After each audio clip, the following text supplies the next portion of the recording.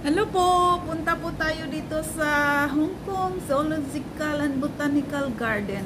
Pero may punteriya po tayo, ang pupuntahan po natin ay yung pupunta po tayo ngayon dito sa may mga centurion na mga turtle, yung bang yung land turtle na ang tatanda na it takes years, buhay pa rin sila.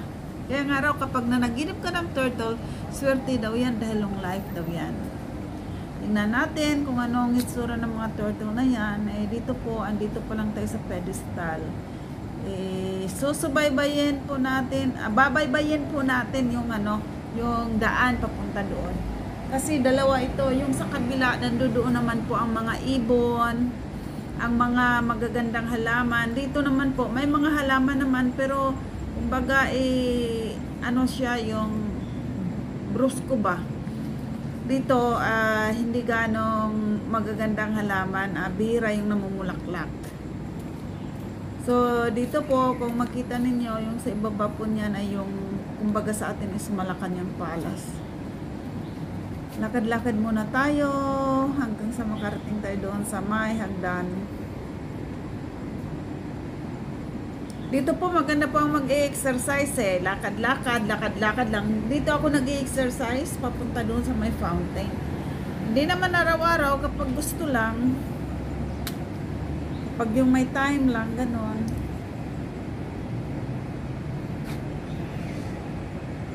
Maganda rito pag ano bang tawag nun? Pag winter. Kahit naman summer kasi maraming lilim. Maraming lilim. Akit na tayo doon sa taas. Mga lods. Maraming makikita dito. Doon kasi sa kabila, para sa mga unggoy. Dito tayo pupunta sa may pupunta tayo dito sa may sa may mga turtle. Samahan niyo po ako. Dahan-dahan lang po tayong maglakad.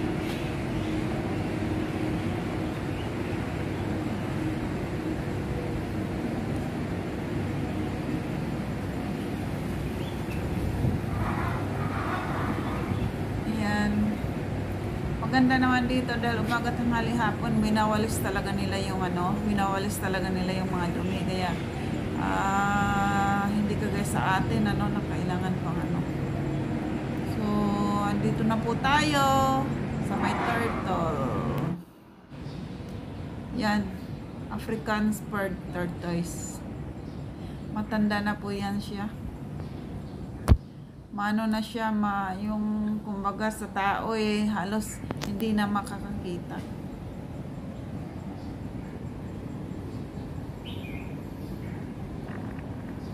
Saka yung pagkain niya is ang pagkain niya is halaman, ay may mga damo-damo ba.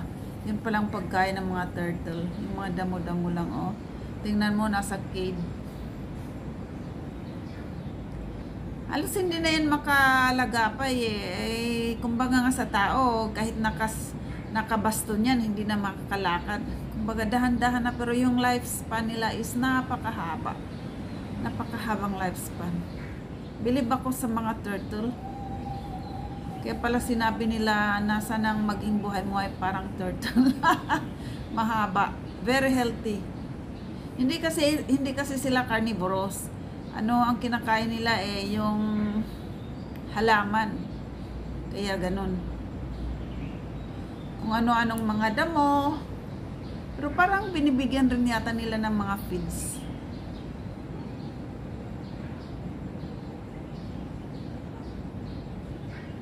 Tingnan nyo, idol, Ang laki niyan. Parang kawa. Parang kawa kalaki. Kung malapitan, malayo tayo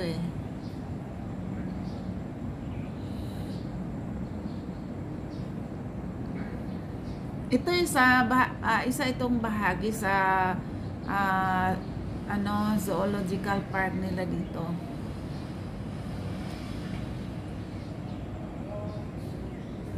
Ayan, mag-swimming din sila dyan.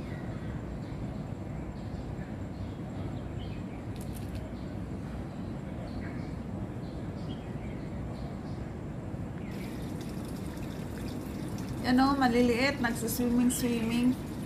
Maganda nga tingnan, lalo na kapag may init. Mamamasyal-masyal ka ba o pupo ka lang sa tabi, tapos panonoorin mo sila. Pero itong mga klaseng ito is yung maliliit na klase lang ito. Yung kanina, yung lifespan noon talagang 100 years na yun mahigit eh. Ito mga ano pa lang to, wala pang 20 years.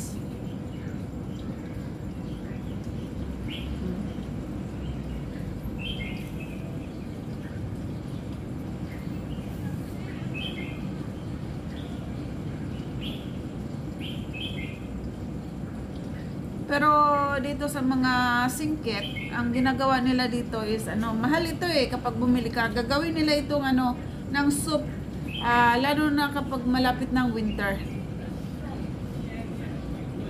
Ang gagawin nila dito, babakbakin yung likod, tapos babalatan. Ay, nakakadiri nga eh. Ewan ko yung iba gustong-gusto naman nilang magkatay niyan. Ako hindi, parang hindi ko kayang mahawakan yan. Never ko pang, hindi pa ako nag-ano niyan. Tapos pagkatapos nyo, lilinisin yung tiyan. Pagkalinis ng mga tiyan na yan, saka ilalagay sa ano, ilalagay sa kumukulong, ano, nandoon yung mga herbs, maraming herbs. Tingin tayo dito sa malaki. Ito po, hindi po yan nila kinakain. Yung kinakain lang po yung maliliit kanina, yung nakita ninyo. Pero yung mga ganito, hindi nila kinakain. Ewan ko kung bakit hindi nila kinakain itong malalaki na ito. Saka ano ito, bawal na bawal sa kanila na ano. Tingnan mo. Feeding of animals is prohibited. Kapag nakita ka kasi dito na nagtapon ka ng tinapay or whatever na makain ng ano, kahit nga sa mga birds eh. Magfa-fine ka ng 1,500. Liwag na lang. Kainin mo na lang yung ano, i-feed mo sa kanila.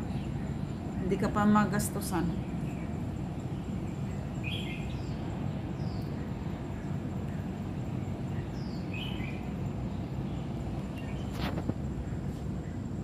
Ang laki niyan, halos hindi na siya makakaagapay sa kanyang sarili.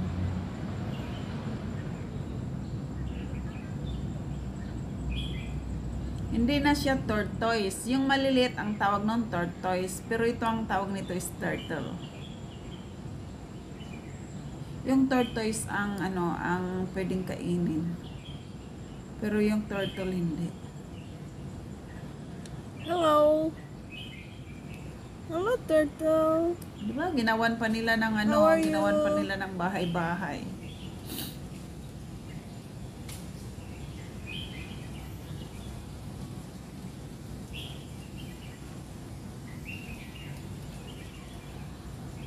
Mga ano yan, mula dyan hanggang doon sa may ano niya, abutin niya ng ilang araw ang paglalakad niya. Ang paglalakad lang niya eh, napakano, 1 oras pa yata ang isang step. Tapos step na naman siya.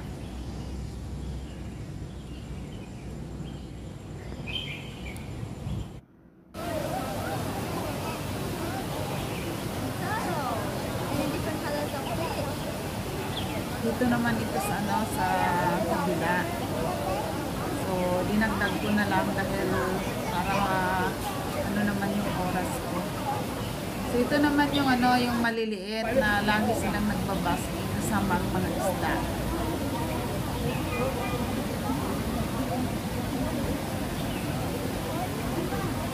Diba? Ang ganda-ganda ng ano, ng pond nila. Lalo na kapag ano, kapag magandang araw, yung tutok yung araw, gusto ang ganda-ganda nilang panunuorin.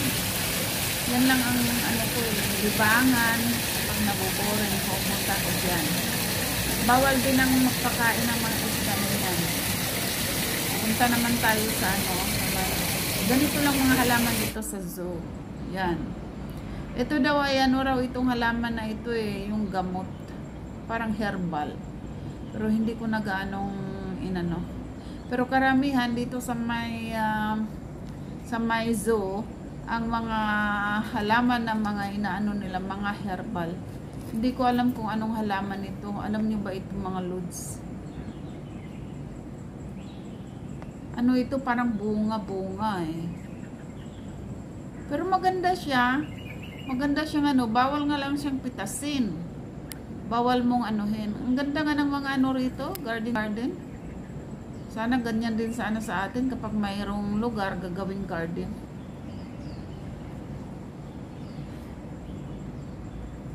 Para magiging lilim.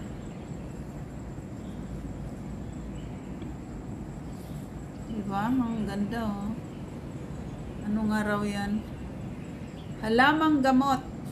Hindi ko alam kung anong klaseng halamang gamot ito. Pero pinagbabawal-bawal talaga na pitasin itong mga ito.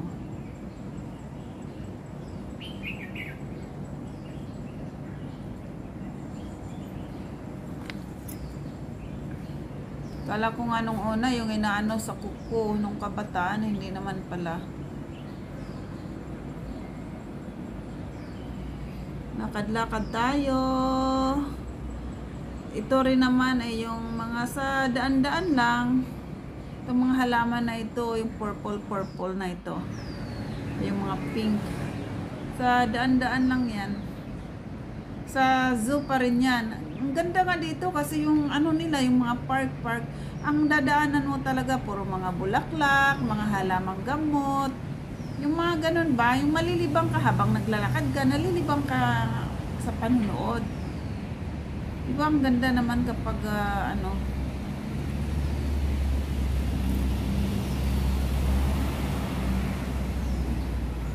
Tapos kapag gusto mo magpahinga, pwede kang magpahinga anytime.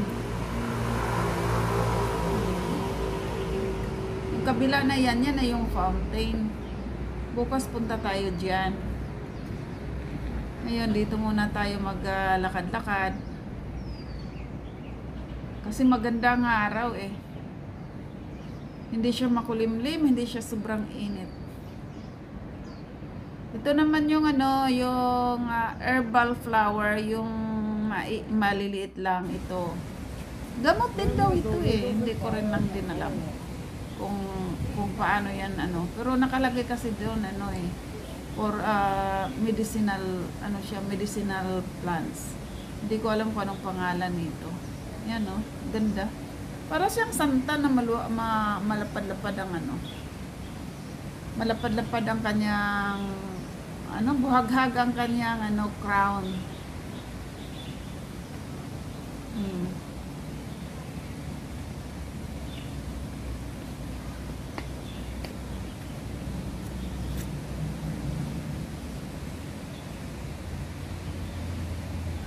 Pero maganda siya, para siyang ano eh, para siyang hazel. Hazel na pagkabulaklak. So, hanggang dito na lang mga lods. Hanggang sa muli. Paki-like na lang. And share. Thank you po. Hanggang sa susunod po. Bye-bye.